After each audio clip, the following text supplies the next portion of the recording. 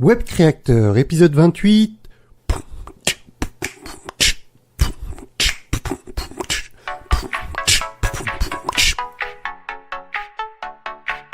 Bienvenue sur Web Creator, le podcast des entrepreneurs qui préfèrent créer un business profitable sur Internet, au service de leur vie, plutôt que d'être enfermés dans une boîte. Et maintenant, votre présentateur, Vanak Tok. Vous venez d'écouter ma toute première tentative de beatboxing. C'était pas terrible, mais bon, je suis comme ça maintenant. J'agis de manière imparfaite et je vois si après je persiste, si j'améliore ou si j'abandonne. Et c'est une notion que je refusais avant. J'attendais que ça soit parfait avant de faire les choses. Et vous le comprenez bien, je ne faisais jamais les choses, je procrastinais sans arrêt. Bref, bienvenue dans ce 28e épisode de Web Creator. Aujourd'hui, je fais l'interview de Max Dorville. Max, je l'ai croisé dans le cadre d'un séminaire qui s'appelle Quitter la rat race. Il est l'organisateur d'un séminaire sur Lyon qui s'appelle le Business Booster, qui aura lieu le 6 avril 2019 pour sa 2e édition. Et comme le fait d'organiser des événements live est quelque chose qui me titille depuis quelque temps, j'ai voulu en apprendre plus à ce sujet. Et ce que j'ai apprécié dans le cadre de l'interview que vous allez écouter, c'est que je me suis retrouvé dans pas mal d'éléments que Max nous partage. Lui aussi est parti de son salariat il y a très peu de temps en finissant par se dire que c'est une voie qui ne lui convenait pas. Lui aussi a cette envie d'aider d'autres personnes à développer leur business et c'est toujours intéressant comme avec un même but, on peut avoir des approches différentes, des modes d'avancement et des façons de procéder qui changent. En tout cas, Max, comme moi, on est parti de pas grand-chose et on arrive à créer des choses qui nous paraissaient impossibles il y a très peu de temps. Et ça, c'est un peu la leçon que je voudrais que vous ayez en tête, les web créateurs, que en passant à l'action, en faisant les choses au fur et à mesure, en s'intéressant plus au processus et pas seulement en se focalisant sur un but, eh bien vous allez arriver à des résultats que vous n'escomptiez pas à la base. Voilà, sans plus attendre, je vous laisse avec Max Dorville.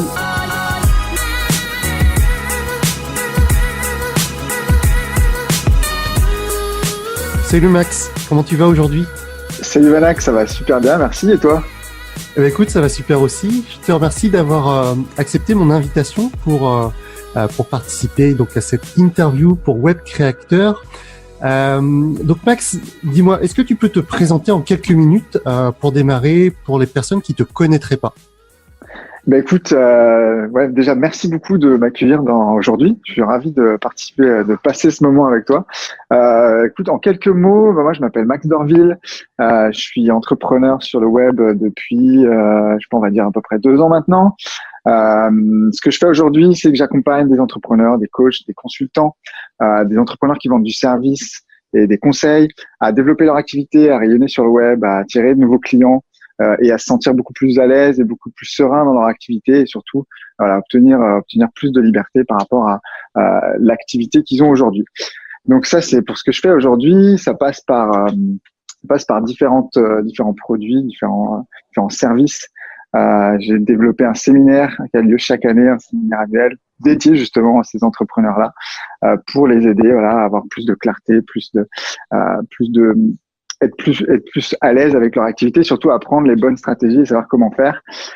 Et l'intérêt de ce séminaire-là, c'est aussi que les gens puissent se rencontrer, échanger et partager. Donc voilà, je fais des coachings individuels. Okay. Où là, j'ai vraiment quelques clients où vraiment je les accompagne sur un suivi personnalisé, un suivi rapproché pour qu'ils puissent se développer. Et puis j'ai un programme de groupe, donc là pour des entrepreneurs qui eux aussi souhaitent passer, on va dire, la barre des 5 à 10 000 euros par mois, qui savent pas trop comment s'y prendre aujourd'hui. Donc ça, c'est pour ce que je fais maintenant. Et en fait, avant, la transition, comment ça s'est fait ? Avant, j'étais dans le milieu de l'architecture. Écoute, j'ai fait mes études en Angleterre, en France et au Canada. Et après, j'ai travaillé pendant 3 ans à Montréal. Et voilà, je suis rentré, donc je travaillais dans un cabinet d'architecture. Je suis rentré en France, j'ai encore travaillé ici pendant quelques années. Et il y a eu cette question du sens qui est venue un peu me chercher. Ça faisait un peu moins de sens pour moi ce que je faisais. Euh, et j'ai forcément, à un moment donné, je me suis posé ces questions inévitables. Bon, qu'est-ce que je fais? Pourquoi je le fais? Pour qui je le fais? Ouais. Et voilà, j'ai commencé à traîner un peu dans des cercles d'entrepreneurs et à m'apercevoir qu'on pouvait impacter, on pouvait faire des choses différemment. Et voilà, c'est ce qui c'est la petite graine qui a été plantée, qui m'a permis par la suite de passer à l'action et d'oser changer de vie. Du coup, t'avais un statut de salarié quand tu étais à Montréal et quand Ouais. tu es revenu en France? Ouais, c'est ça, j'étais salarié, ouais. Du coup, tu as eu combien d'années en tout dans le salariat? 6. 6 années, ok. Ouais, entre 5 et 6, je sais plus exactement. Ouais. Donc, ouais, du coup, et ça fait 2 ans, ouais, que t'as switché sur l'entrepreneuriat. En fait, j'ai quitté mon job en quelle année j'ai quitté mon job? En 2016? Ok. Ouais, en 2016, j'ai quitté mon boulot, sachant que c'est un projet que j'avais en tête déjà qui mûrissait depuis 2 ans. Depuis 1 an et demi, ouais, c'était quelque chose que j'avais un peu en tête, mais je savais pas trop comment m'y prendre, tu vois. J'avais pas vraiment de plan. Et en fait, ce qui a été pour moi, je pense, j'avais besoin d'une transition et la transition, je l'ai faite. J'ai quitté mon job, je suis reparti aux études et j'ai refait une école de commerce. Parce que je me sentais pas légitime pour faire du business, parce que je me sentais pas, tu sais, j'avais un peu cette espèce de syndrome de me dire, j'ai pas les connaissances, il me faut Le fameux syndrome de et l'imposteur. oui, et oui, le fameux. Et puis j'étais là, non, mais c'est pas possible, je vais pas. Et puis tu sais, à l'époque, je savais pas trop encore si je voulais vraiment être dans l'entrepreneuriat ou être consultant ou etc. Donc je me suis dit, bon, un diplôme, ça peut servir. Et du coup, Donc c'est un diplôme dans une école de commerce que t'as passé ouais. en combien de temps? C'était juste une année supplémentaire? C'était 12 mois, c'était 16 ou 17 mois, c'est un peu plus d'1 an et demi. C'était 1 an et demi, tu vois, à peu près. Ok. Donc, c'est l'équipe. Moi, j'avais déjà un master, donc j'ai pu réintégrer l'école en niveau master. Ok. Donc, j'ai obtenu un master d'une école de commerce, spécialisée en entrepreneuriat. Donc, ce qui s'est passé, c'est que j'ai travaillé avec des startups et des consultants pendant près de 12 mois. Avec plusieurs missions sur le terrain. Donc ça m'a vraiment permis aussi de mettre les mains dans le cambouis direct. Je voulais pas forcément de la théorie, tu vois. Je voulais vraiment de la pratique et de l'apprentissage parce que c'est ce que j'apprends vraiment à mes clients. C'est l'itération, c'est l'essai, c'est le test, c'est d'essayer des choses sur le terrain, en fait.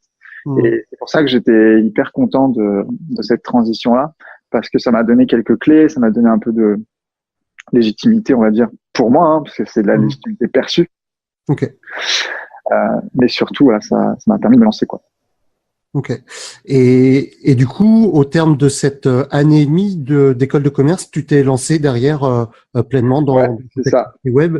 Et est-ce qu'il y a eu un changement entre ton démarrage et à part l'expérience en plus évidemment, mais en termes de business model, en termes de personnes que tu accompagnes, comment est-ce que ça a évolué tout ça? Ça a complètement évolué.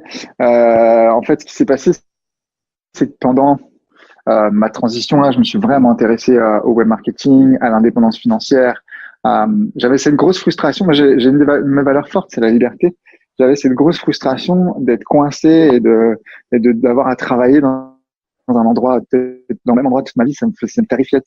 Donc en fait, j'ai vraiment cherché tous les moyens possibles pour être indépendant et vivre de mon activité un petit peu comme je voulais. Et en fait, finalement, bah voilà, de fil en aiguille, en me formant énormément sur le business en ligne, le marketing, l'entrepreneuriat au sens large, mais aussi plus sur le web. Et au début, j'ai commencé à travailler avec des startups, plutôt même d'ailleurs dans le digital. Okay.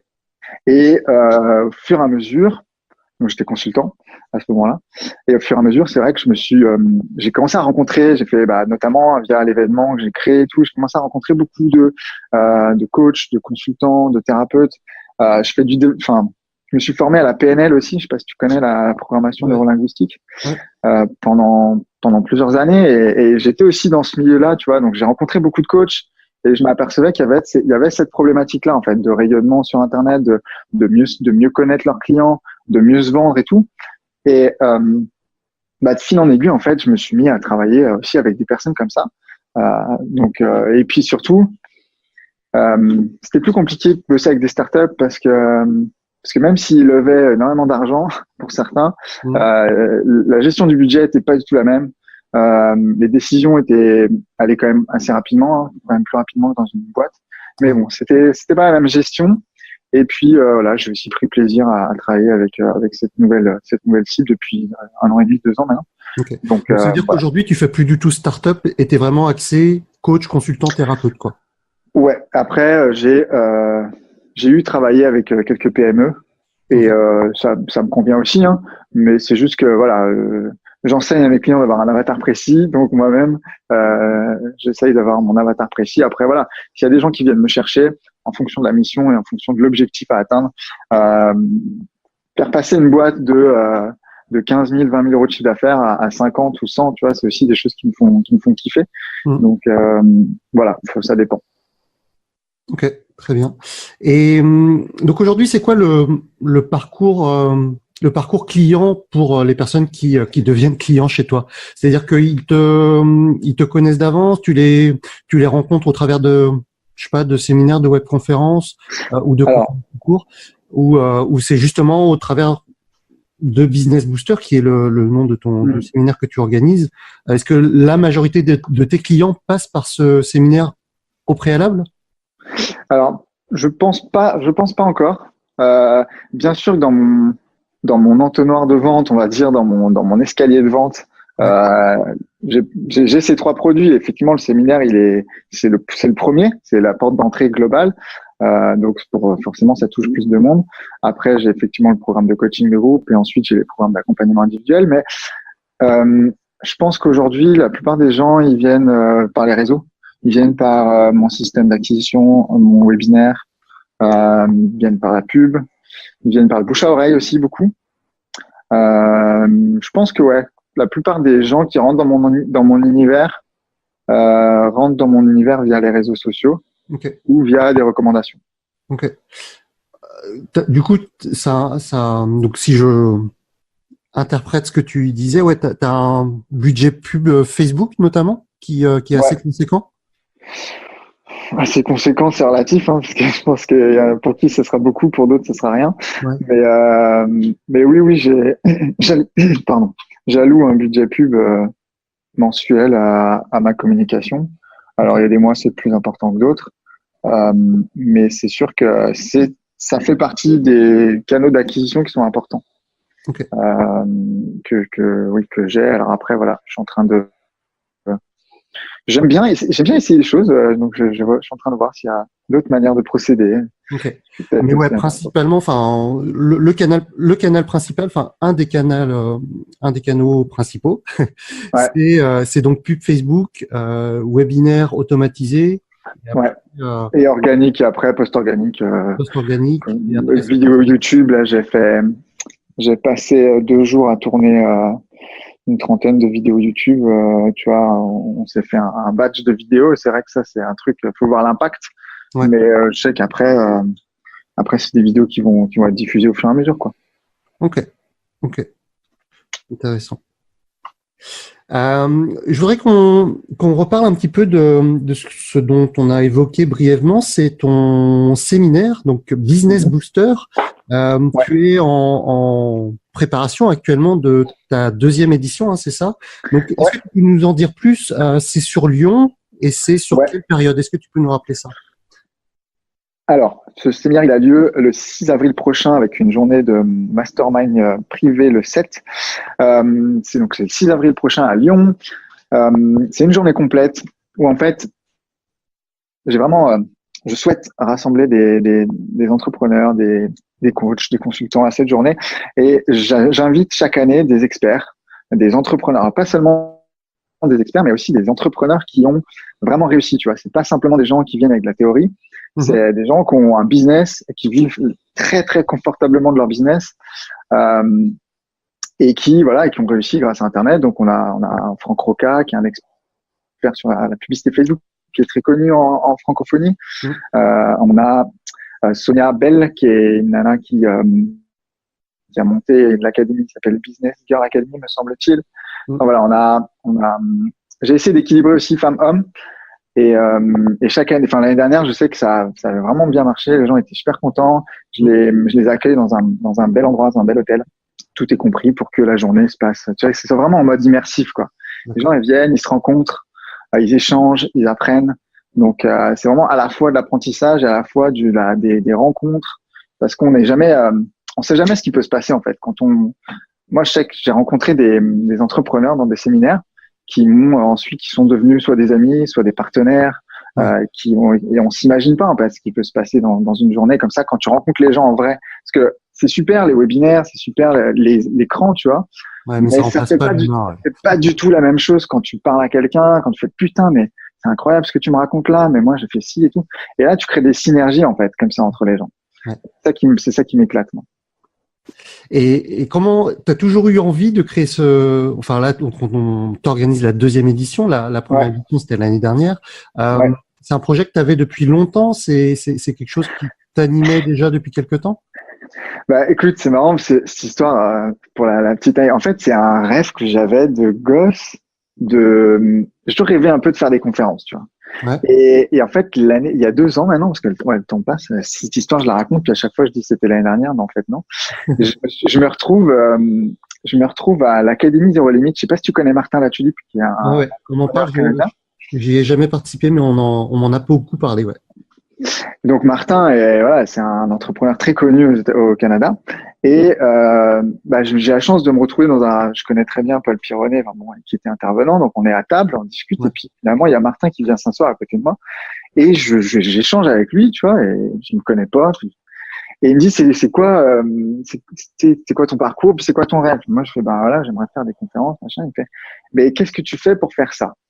Et là, il m'a un peu mis merde.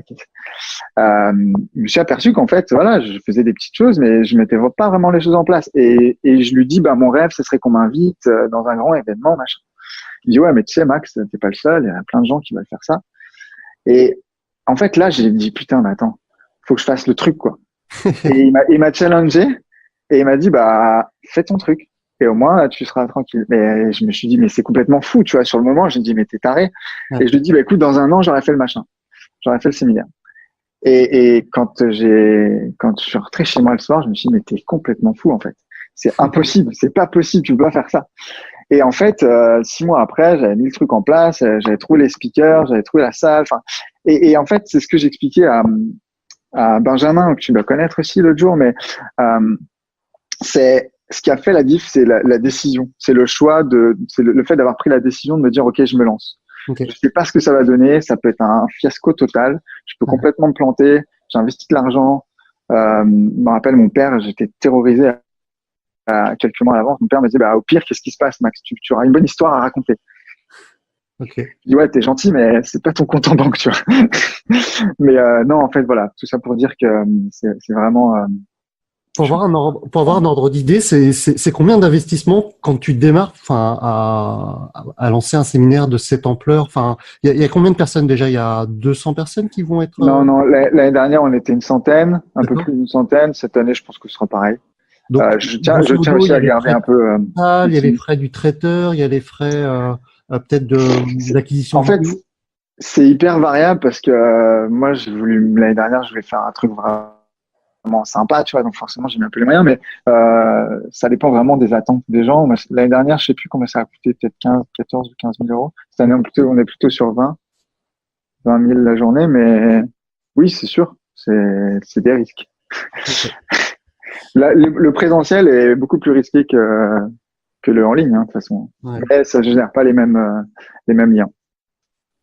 Ok, je te pose toutes ces questions parce que effectivement, moi, c'est un projet, c'est un rêve aussi que j'ai d'organiser des séminaires et je pense que tu as eu un peu cette réflexion, c'est-à-dire que des séminaires, il y en a plein pour cette cible. Enfin, en tout cas, il y en a de plus en plus, mais il y en a qui sont concentrés sur Paris.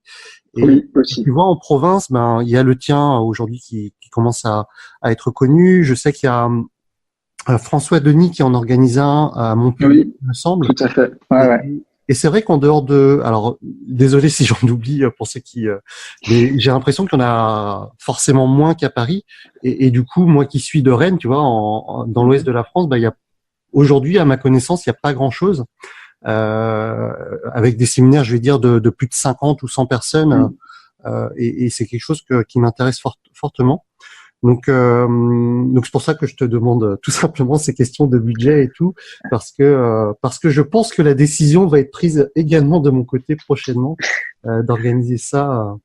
Bah écoute, ce sera avec grand plaisir si tu as des questions particulières qu'on pourra en parler en off si tu veux. Ouais, carrément. Donc, ok, super. Comment t'organises tout ça tout seul? T'as une équipe derrière ça qui t'aide au quotidien pour soit ton activité au quotidien, soit pour l'organisation de ce séminaire? Alors évidemment, l'année dernière j'ai un peu bricolé. J'avais des gens ma famille est super engagée dans ma vie entrepreneuriale, on va dire. D'accord. Donc j'ai beaucoup de chance.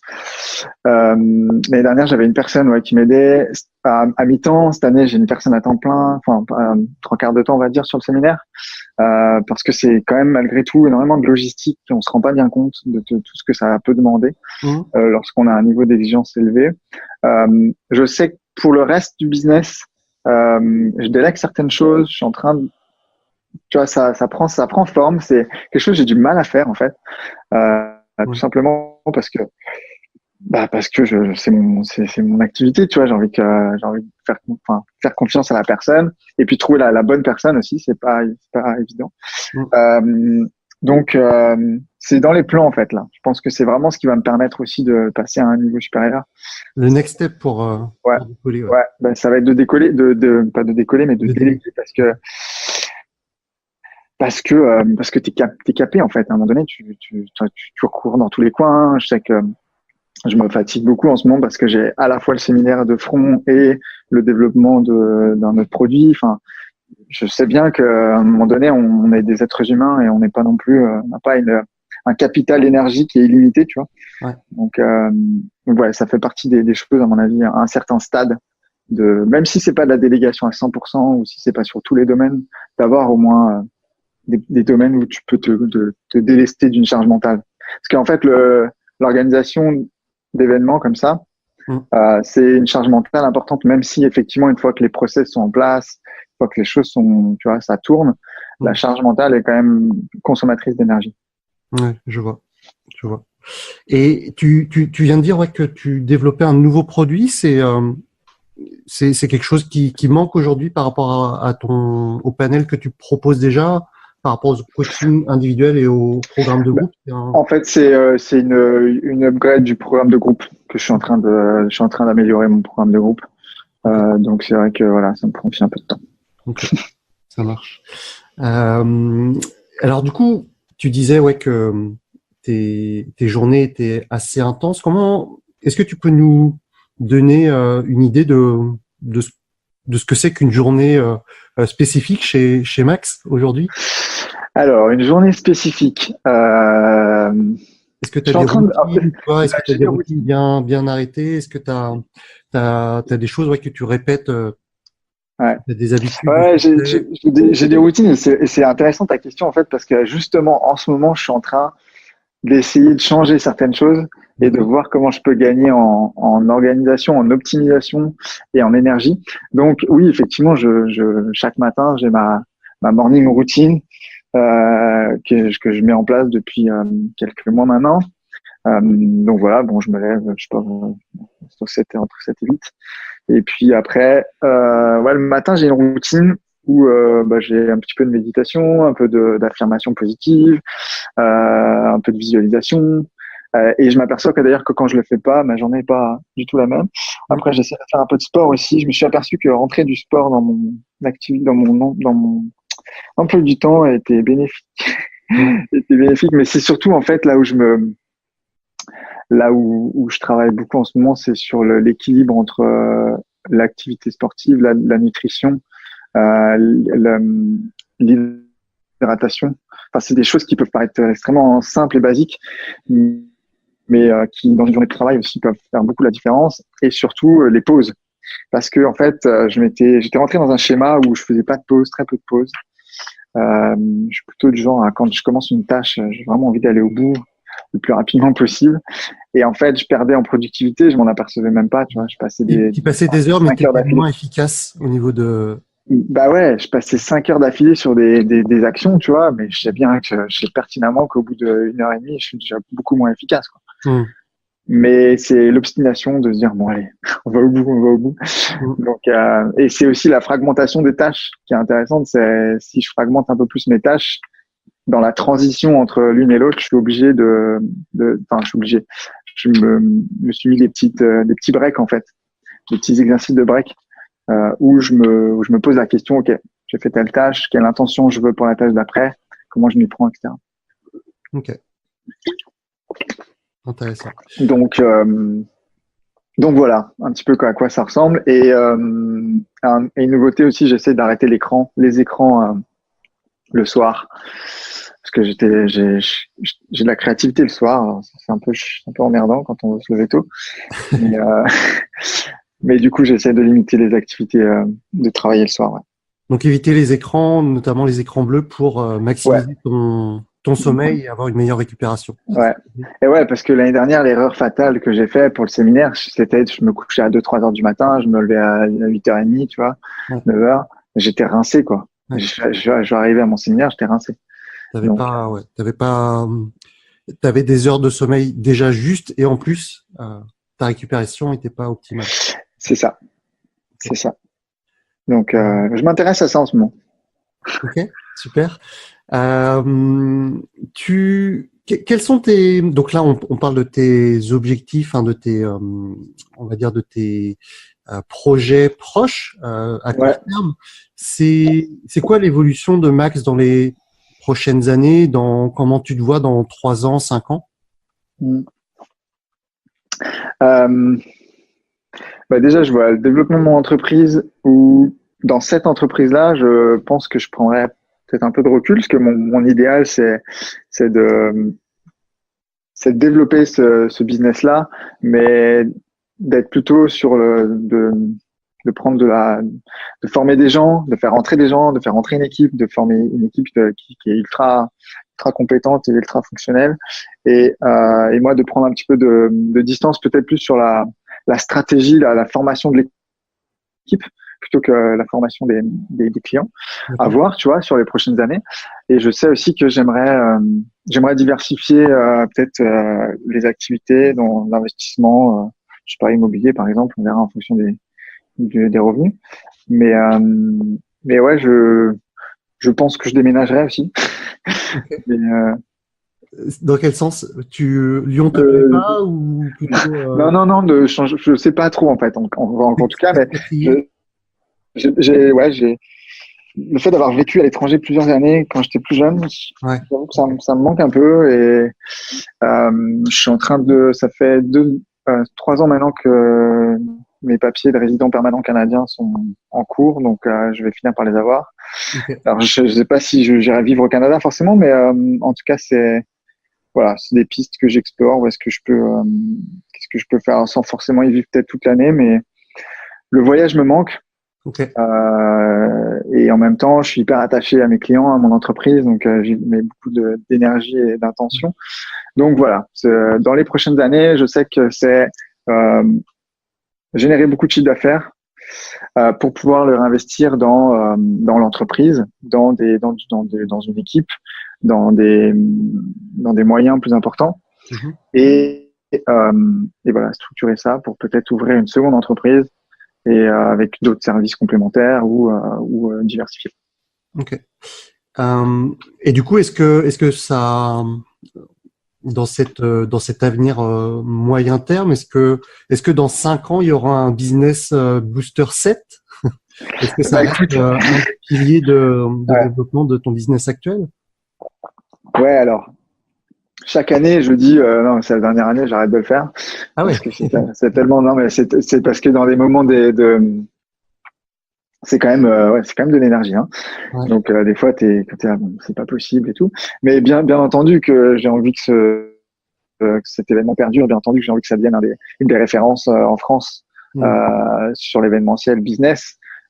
Donc très clairement, j'ai pas envie de m'arrêter là, et j'ai même, à un moment donné, j'avais même dans l'idée peut-être d'en faire une édition à l'étranger, enfin au Canada, parce que j'ai pas mal de contacts là-bas. On verra, je sais pas, c'est des idées comme ça, tu vois. En même temps, les projets naissent toujours de petites idées. Mais pourquoi pas, ouais, si ce séminaire-là fonctionne et que les gens apprécient et que le concept marche, bien entendu que j'ai envie de le développer. J'ai des nouvelles idées, peut-être ce sera des choses complémentaires, mais c'est vrai que le côté, peut-être je ferai un business booster private séminaire, tu vois, avec moins de monde, j'en sais rien. Mais c'est vrai que j'ai aussi des idées pour développer peut-être le présentiel en plus premium, je sais pas. C'est en train de germer, on verra ce que ça donne. Mais ouais, complètement, ouais, ça, c'est sûr que c'est un, tu sais, quand tu mets tu le sais, hein, de toute façon, je pense que toi aussi, avec tous tes produits, tes projets, quand tu mets toute ton énergie dans un truc, t'as envie que ça perdure, quoi. Bah oui, c'est sûr. Mais c'est rigolo que tu évoques le fait de créer des séminaires, enfin des choses un peu plus en privé, un peu plus premium, parce que du coup, moi, j'ai pris le contre-pied inverse, c'est-à-dire que je me suis dit, ok, créer un gros séminaire. Donc, quand je dis gros, c'est plus de 50 personnes, quoi, ou plusieurs centaines de personnes.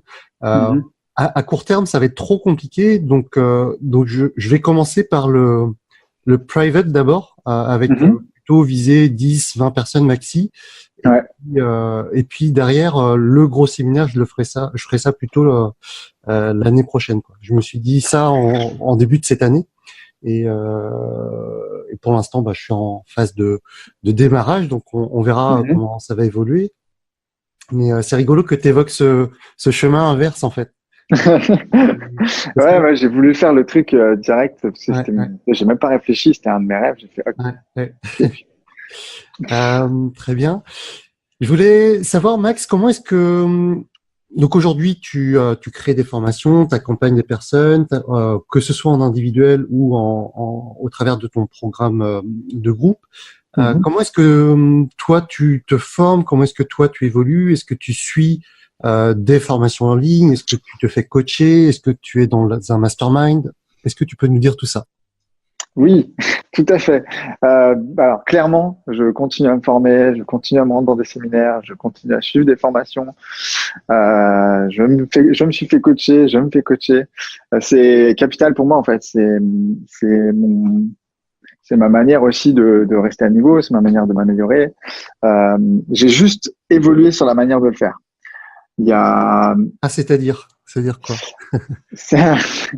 Il y a quelques années, tu vois, j'avais commencé par des formations en ligne en France, même des petits moyens comme des gros programmes. D'ailleurs, je pense que je les ai tous faits, les programmes.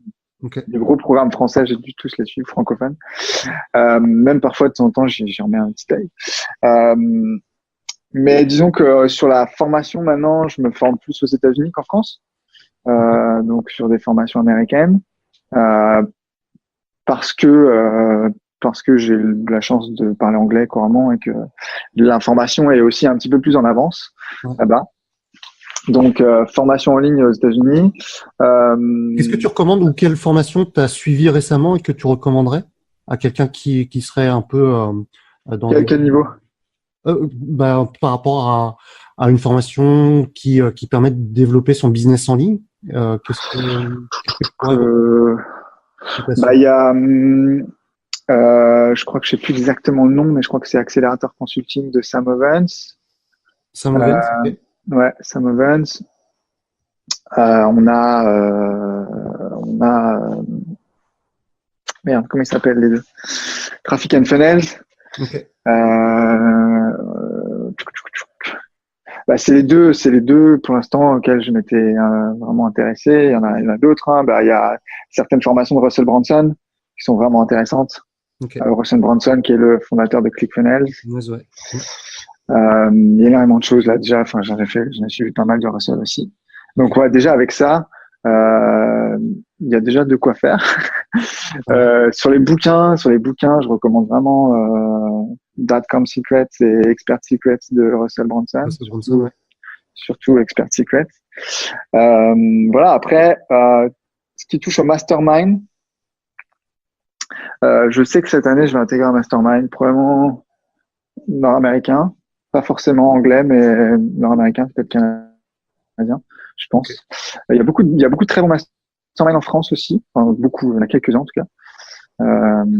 Donc ça, je le recommande parce que j'en ai fait partie et ça dépend ce qu'on veut y trouver, tu vois, mais dans un mastermind, on va pas trouver de la formation, on va trouver d'autres gens qui nous aident à trouver des solutions beaucoup plus rapidement. Ouais.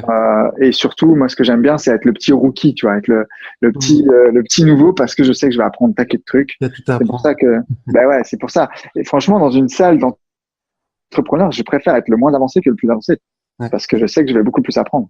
Ouais. Le problème, Donc, c'est que si tout le monde veut être rookie, ouais, t'as que mais des bon, rookies. aujourd'hui, ouais, non, mais aujourd'hui, t'as des, Ouais. moi, je sais que j'ai des contacts réguliers avec des entrepreneurs, je suis loin de leur niveau, tu vois. Mmh. Donc j'apprends énormément. Ok. Et ça, c'est une petite clé que je peux donner à tes auditeurs. C'est vraiment ce qui a fait une grande différence dans le développement de mon activité, dans mon développement personnel et de business.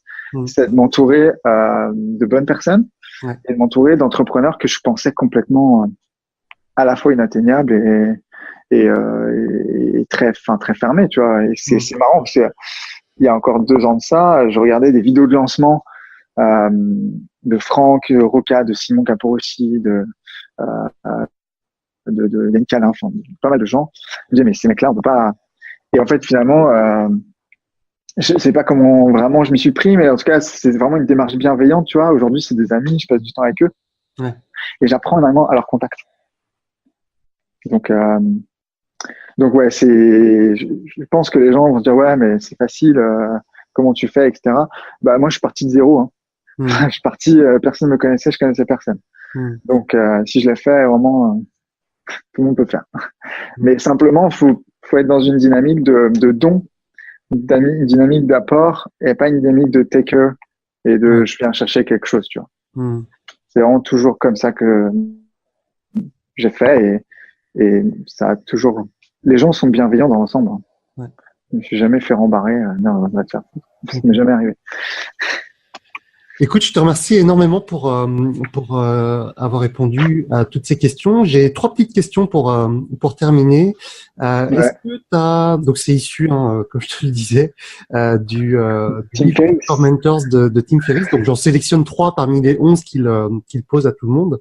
Est-ce que pour démarrer, tu as un objet de moins de 100 € que tu as acheté récemment, que tu recommandes ou que tu recommanderais à tes proches?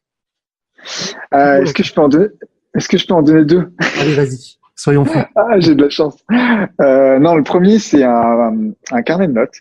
Ok. Tout simplement. Que j'ai avec moi et sur lequel je prends beaucoup de notes. C'est, les idées, elles viennent, elles partent. Ouais. Et je note absolument toutes les idées que j'ai. Un carnet de notes, des fois dans le téléphone. simple, on parle un carnet de notes vide, quoi. Ouais, un carnet de notes vide, ouais. Okay. Truc qui coûte vraiment moins de 100 € pour le coup. Et dans lequel je prends énormément de notes, je fais des schémas, etc. Moi, j'aime bien ça. Donc ça, voilà. Et le deuxième truc, c'est juste pour rebondir sur ça, tu parlais tout à l'heure d'attention et tu sais du fait d'être mentalement, je sais plus les termes que tu as utilisés. Charge mentale. Voilà, de charge mentale et effectivement le fait d'avoir ce carnet de notes, c'est un de tes hacks qui te permet de te vider l'esprit. Moi, je parle beaucoup de brain dump, de vider tout ce que tu as en tête pour éviter exactement d'avoir ton esprit qui part dans tous les sens. Donc, exactement. Je valide totalement cette idée de carnet de notes que j'applique également moi-même. et surtout le soir, en fait. Il est à côté de ma table de nuit. Ouais. Et vu que j'ai plein d'idées avant de m'endormir qui m'empêchent de dormir, j'essaie de tout découvrir sur le cahier, de tout marquer sur le cahier, parce qu'une fois que c'est noté, tu vois, je peux, ok, c'est bon, je le lirai demain, j'ai noté l'idée, j'ai pas peur qu'elle parte. Tu vois. Je valide. Donc, et le deuxième, sans faire aucune pub, c'est un Kindle. Parce que j'avais du mal à lire, ou en tout cas, j'avais toujours des livres que je voulais lire, que j'avais pas. Mais quand tu pars en voyage, tu vas pas amener 50 livres avec toi dans ta valise. Et même le soir, en fait, j'ai du mal à lire un livre papier. Et c'est vrai que j'ai acheté ça. J'étais un peu réfractaire.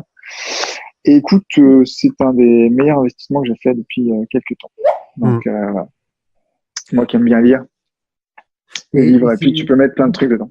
Et tu lis vraiment sur le Kindle ou est-ce que tu as une application, je sais pas, sur ta tablette ou sur ton téléphone et tu restes quand même sur le Kindle? Là, je reste sur le Kindle parce qu'en fait, sinon il y a l'écran d'une tablette ou l'écran d'un téléphone. Par rapport à l'écran bleu, ouais.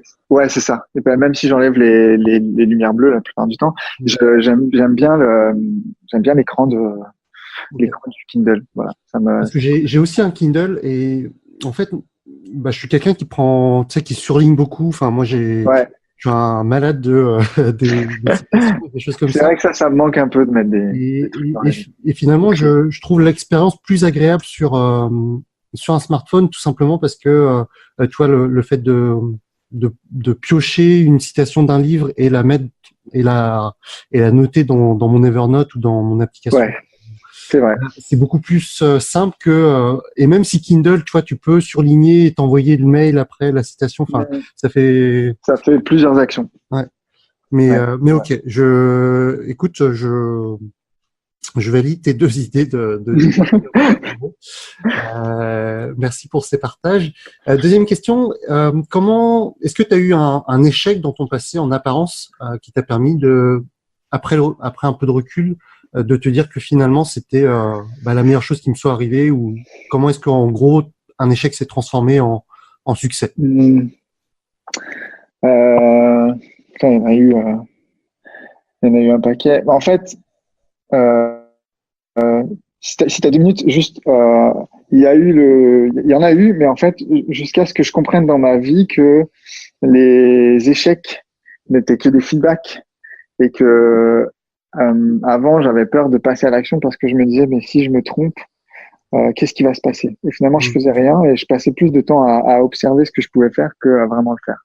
Ce qui fait que voilà, j'ai changé aussi ma perception de l'échec par rapport à ça. Mais on va dire une situation où vraiment, quand je suis, alors c'est pas forcément dans ma vie d'entrepreneur. J'en ai eu là, mais c'est peut-être des moins marquants, on va dire. Mais un qui est assez parlant dans ma vie, en tout cas, c'est voilà, quand je suis reparti au Canada, je devais absolument, tout était négocié, je devais travailler dans une grande boîte là-bas, j'étais super content, j'ai quitté toute ma vie ici, ma famille, pour qu'en fait, voilà, il y a un souci et que 2 semaines après que j'arrive, ça fonctionne pas, tu vois. Donc, je remets tout en cause, pourquoi je fais ça, mais c'est nul, je sers à rien.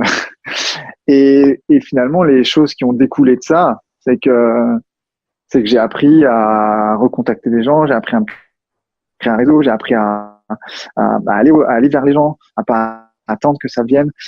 Et en fait, ça m'a tellement servi dans ma vie d'entrepreneur d'aujourd'hui, que j'étais timide en fait avant. Avant, je n'osais pas aller voir les gens, tu vois, je n'osais pas prendre la parole en public. Je peux te dire que ça a été un défi de faire des conférences. Ouais. Mais voilà, il y a eu plein d'échecs entre guillemets qui m'ont appris. En fait, moi, je vois plutôt ça comme des sources d'apprentissage, tu vois. Et aujourd'hui, j'ai trop hâte de me tromper parce que je sais que plus je me trompe vite, plus je vais améliorer ce que je fais. Et parce qu'en fait, vu que je sais qu'on peut pas faire des trucs parfaits du premier coup, j'ai envie de dire ok, c'est quoi, je me dépêche de faire quelque chose. Ok, c'est bon, c'est pas bon. Je prends ce qui est bon, j'améliore ce qui est pas bon. Tu vois. C'est vrai ça, ouais, parce que j'ai ça comme affirmation en fait dans mes routines matinales, et c'est pas quelque chose que les gens mettent souvent, enfin que les gens ont souvent en tête, mais moi je me dis vraiment ça tous les matins, quoi. Plante-toi vite, mais apprends rapidement, tu vois. Mais c'est ça. Mais c'est très américain. Hein. On n'est pas du tout comme ça en France. Hein. Mais bon, je te cache pas qu'il y a des jours. Attends, je vais être honnête avec toi et tes auditeurs. Il y a des jours je doute et tout, mais c'est normal. Et en même temps, mais j'ai quand même envie de me dire si je le fais pas, je pourrais jamais savoir si ça marche ou pas, quoi. Okay. Excellent. Dernière question, si tu avais un panneau publicitaire géant, qu'est-ce qu'il dirait et pourquoi? C'est une bonne question, ça. C'est Tim Ferriss, hein, c'est pas moi. Ouais, non, mais la question est bonne quand même. Si j'avais un panneau publicitaire géant, qu'est-ce qu'il dirait et pourquoi? Bah, il dirait peut-être ce qu'on vient de se dire. Il dirait peut-être fail fast, succeed faster. Ouais. Alors, ça me fait pas de la pub à moi, mais ouais, ça. Mais non, mais c'est dans l'idée de plantez-vous vite, mais Ouais. n'hésitez pas à avancer, n'ayez pas. Ouais, n'ayez pas peur d'avancer et de passer à l'action. Et vu que c'est aussi mon job d'accompagner mes clients à oser faire des choses qu'ils n'oseraient même pas faire avant même qu'on ait discuté ensemble, ça fait partie du jeu, tu vois, aussi. Et ouais, c'est passer à l'action, quoi. Si c'est ça, je pense que ce serait vraiment faites des actions, même si elles sont imparfaites, ça va vous apporter quelque chose, quoi qu'il arrive. Ça fait partie de la route vers le succès. Yes. Je valide également. Merci infiniment, Max. C'était un plaisir d'avoir fait cette interview avec toi. Donc, on rappelle Business Booster le 6 avril 2019 prochain à Lyon. Donc, pour les personnes qui souhaiteraient y participer, comment est-ce qu'ils font? Est-ce que tu as un site dédié? Ouais, il y a une page dédiée. Sur Facebook. Déjà, s'ils me retrouvent sur Facebook, Max Dorville, il y a beaucoup d'informations en ce moment qui sont à propos de ça. Sinon, sur le site internet maxdorville.com/businessbooster 2019. Okay. Même s'ils vont juste sur le site Max Dorville, ils vont sur Business Booster, il y aura le lien. Et puis, tous les liens seront sur la page dédiée à cet épisode sur mon site également pour les personnes qui voudraient juste cliquer sur un lien. Ouais. Non, et puis c'est simplement aller voir ne serait-ce que le programme et le concept, même si par curiosité, parce que je pense vraiment que ça peut aider beaucoup de gens et c'est pour ça que je le fais. Donc voilà. Eh ben écoute, ça sera avec plaisir que j'espère mes auditeurs s'intéresseront à ce séminaire qui pour une fois ne se déroule pas à Paris, donc 6 avril prochain. Et puis écoute, Max, je te remercie encore infiniment pour ton temps. Et puis on se dit à très bientôt. Merci beaucoup à toi, Vanak, et merci beaucoup aux auditeurs qui nous auront écoutés jusqu'ici. Salut Max. Salut à toi. Bye.